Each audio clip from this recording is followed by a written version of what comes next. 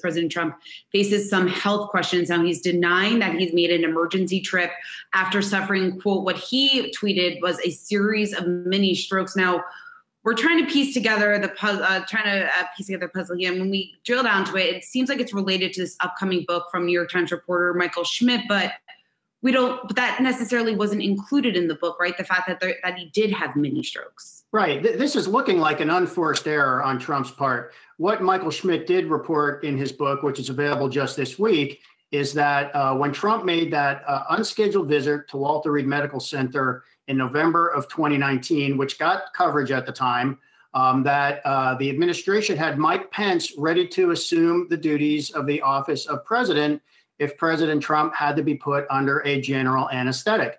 Now, if you were making preparations like that, that would clearly indicate that this was not part of Trump's routine physical, which is what the White House said at the time, and this story that the White House is still sticking by. So something probably happened that was serious enough for the administration to prepare that Trump might have had to go under general anesthetic. Supposedly he did not, but that's what Michael Schmidt reports in his book. Michael Schmidt makes no mention of mini strokes. He said today, mini strokes, not in the book. So apparently somewhere online there was speculation because, Trump has fumbled a couple of times in public. He couldn't raise the water glass at West Point that one time.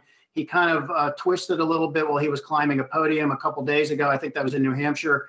So some people began to speculate. I think this was on Twitter, that maybe Trump suffered a series of mini strokes.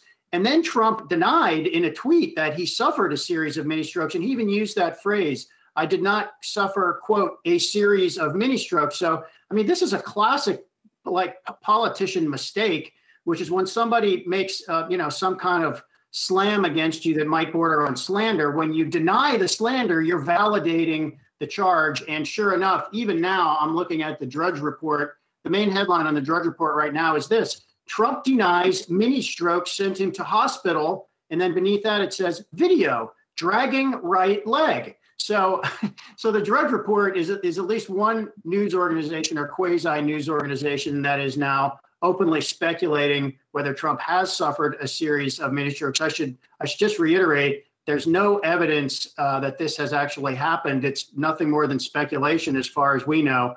But, it's in the Twitter sphere now, and the Twitter sphere matters.